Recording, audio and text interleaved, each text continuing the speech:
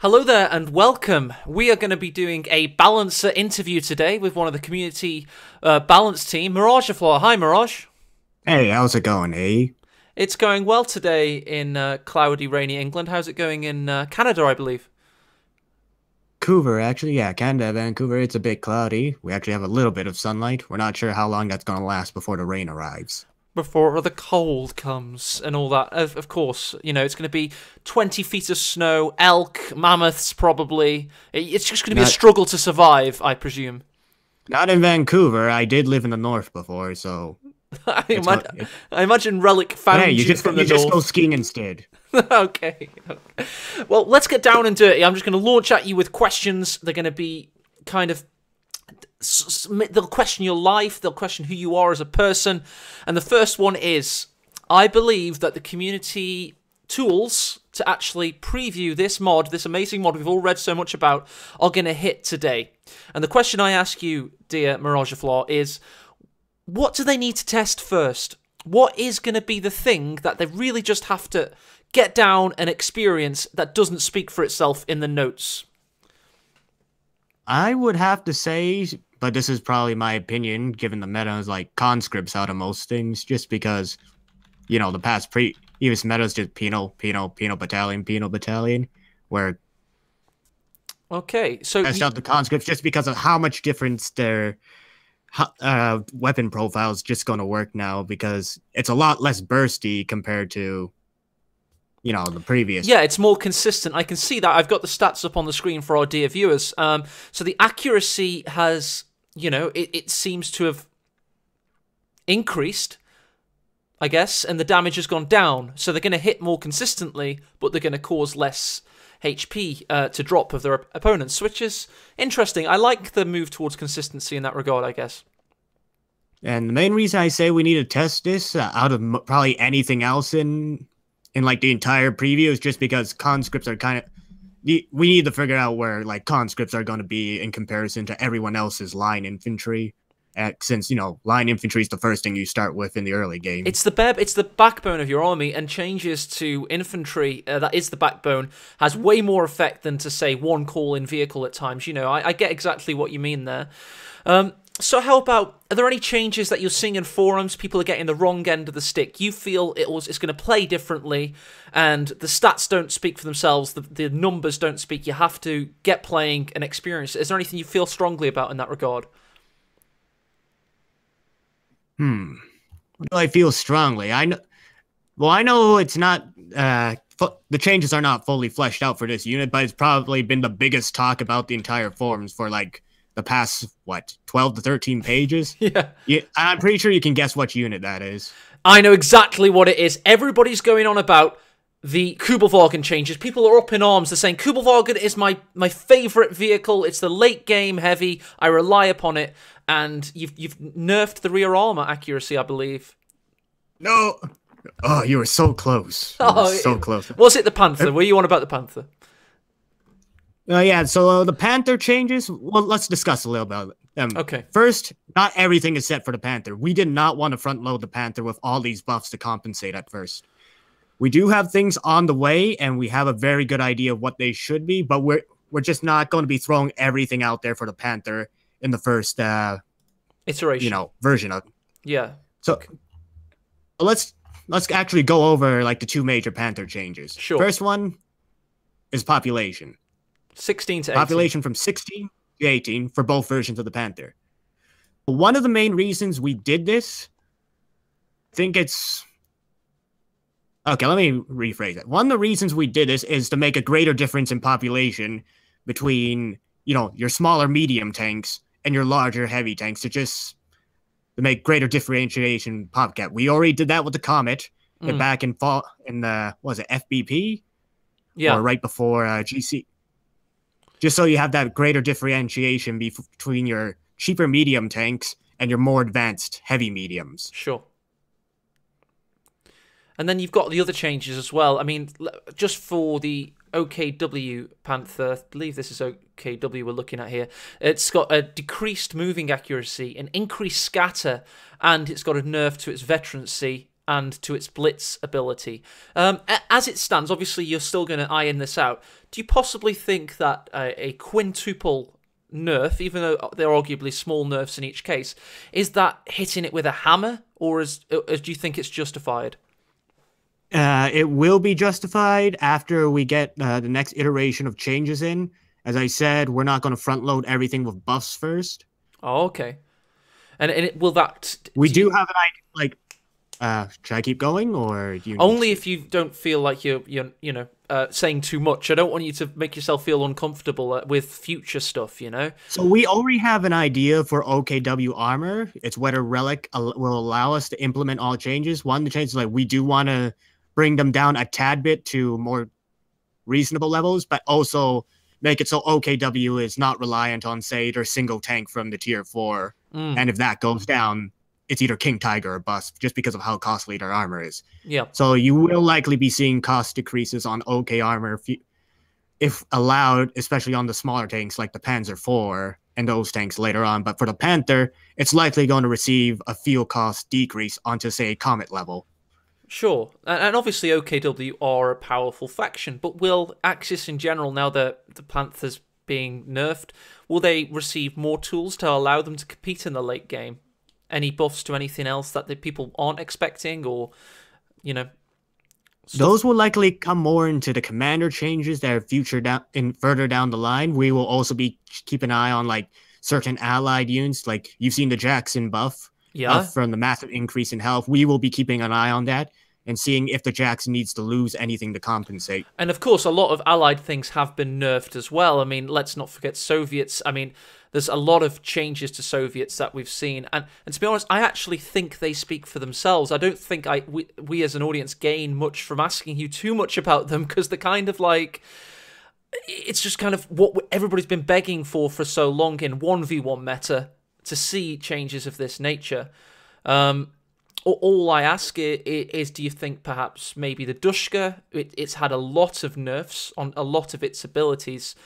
Do you fear that you could be possibly going too far the other way now? Do you reckon it's going to need a lot of testing from people?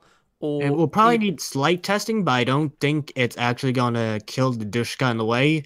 If you actually look at the values for the Dushka at rate of, say, look at the rate of fire of 2.15, 1.5. Yeah. The Dushka will essentially kill a model unless you're in heavy cover, essentially per burst. Its DPS is crazy. Incredibly, it's like around in the 60 area. That's essentially where the old quad used to be. Okay, let's change tact. Are there any changes in these notes that you're really proud of and you think are underrated changes and you think you need to draw attention to, that people aren't talking enough about, and you're like, oh, this is going to be a game changer, why is not people mentioning this? I think one thing people haven't been looking at is, like, especially for if you're a U.S. Forces player, is rear echelon. If how they've gained smoke and mines, it gives them a bit more performance on the field to actually perform support roles, because previously the only support they would perform is essentially being your bazooka handlers. Yeah, exactly. They were not just rear echelons; they were more like office staff or something. I'm a really big fan of that. And another one I was kind of thinking you might mention is the Liege smoke, or the ISG smoke. I think that's going to be really interesting, and that will add, obviously, OKW a few little options here and there. And that's cool. I mean, just under that, I can see British trenches finally capturable. Are there any of these that you're really proud to have gotten through Relic, that you're quite surprised they've allowed you to do? Well, I don't think I won't be surprised, because it's actually Relic who posted down the base units of what we should be looking at first. Okay. I think it'll be more into the commander changes and whether we're proud on. No, the reason I say is because with the M4C Sherman, for example, I started to be under the impression that from a design perspective, Relic wanted it to be a call-in tank, because that kind of went with the idea of it being Lend-Lease. And now it's finally logically, as in my opinion, put into tier 4. I'm really like, wow, you guys are finally getting to do the stuff that makes sense from a competitive standpoint. Is there not a lot of that kind of feeling with this patch, that you're like given a bit more free reign, maybe? A little bit, but you know, the call-in meta has been such a major thing for some point. It's kind of been a thing like, we need to get this through. We need to get some call-in changes through. Yeah. Just to alter it. It's been a thing since the very start. In fact, it's been probably a thing for all Company of Heroes. Eco It really cards has. are gonna bash me that, but 800 manpower tigers, anyone? No, honestly, Common Heroes 1 was rife with it, and still is to this day if you consider that the meta is currently off-map combo group versus King Tiger.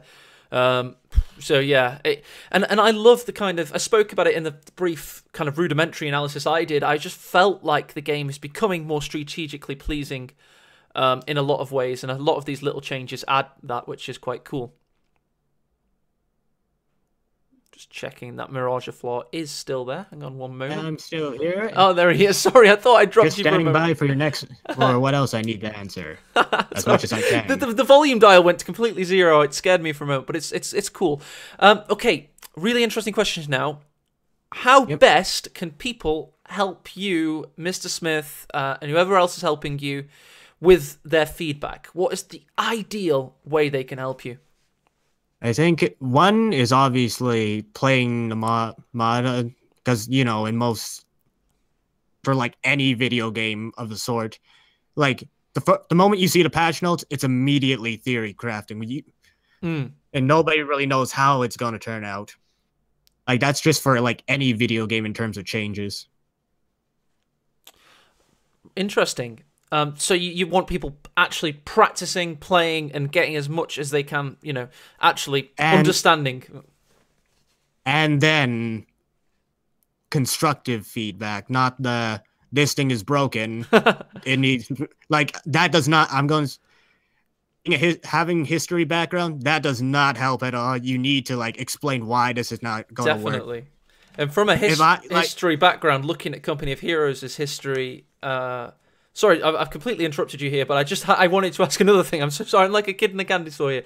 The next question I have to ask you is, from a history standpoint, we've had these amazing patches, Mirage, where it seemed like it's finally going to fix the game, and then lo and behold, in 5 months' time, you've got Von Ivan with an amazing new strategy, and everybody's like, "Oh God, Soviets OP," or there's been some kind of revolutionary thing. Is there anything you feel that the meta could swing itself towards? Just, have you like had any kind of like, oh God, like restless moments where you think, hang on, we might have left the door open here?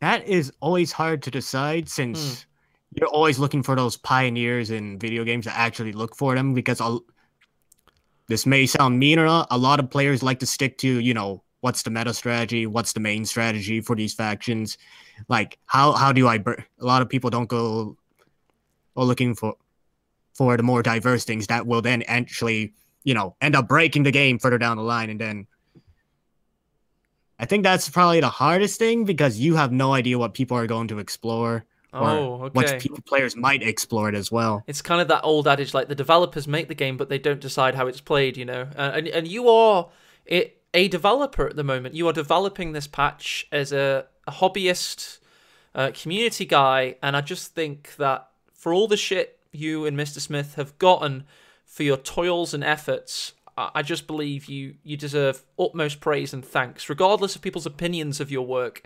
The actual fact that it's been done and you're working so closely with Relic, I think, is wonderful. And I just genuinely and sincerely thank you for everything you're doing with this. It's really, really cool. And you know, I think we should leave it there. Any nice parting words for your adulating fans? I don't know. Just be sure to post constructive feedback rather than, you know, what I said. The Sturmgeschütz needs buffing! The Sturmgeschütz was a pivotal unit of the Second World War!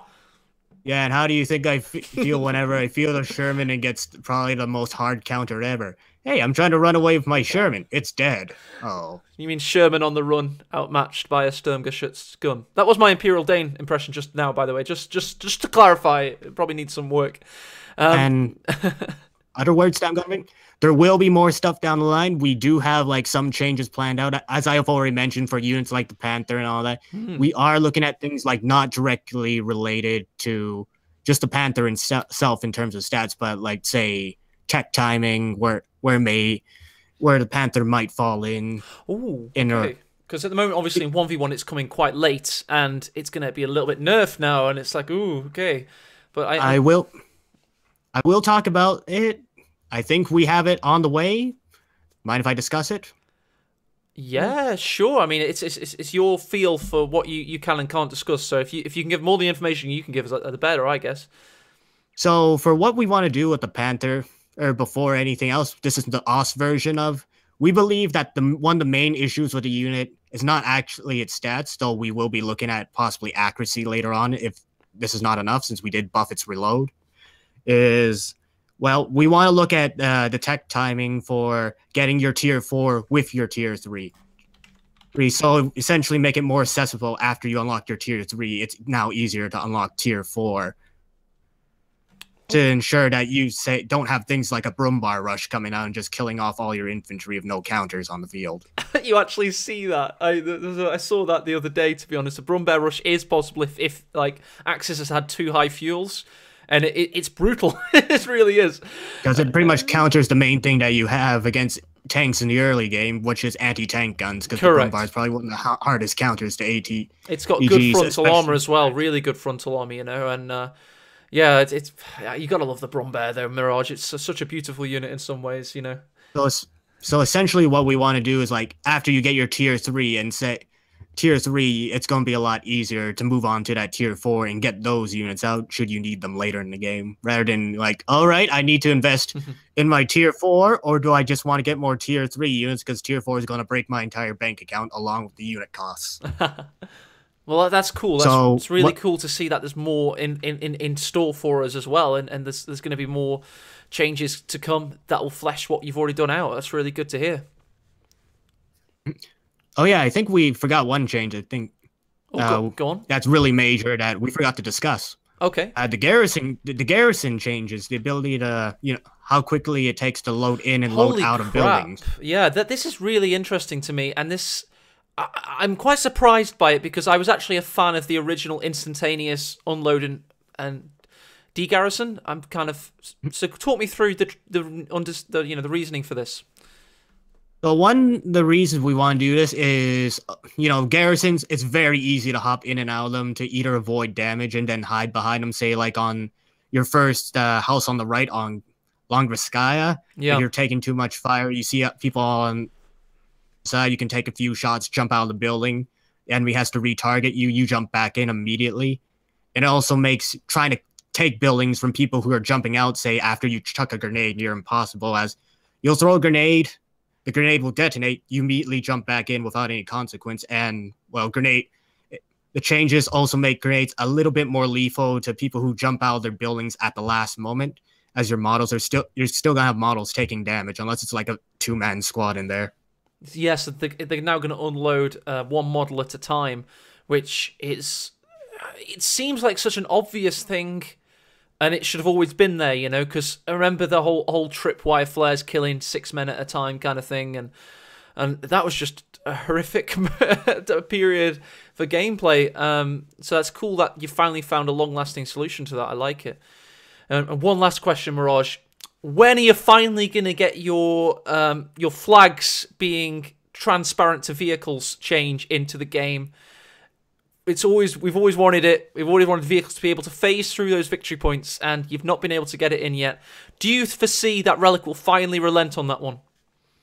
I have no idea. It's probably one of the hardest changes we tried to fight for. We will keep fighting for as long as we can. And keep up the good fight, dear sir. Thank you for everything. All right, no problem.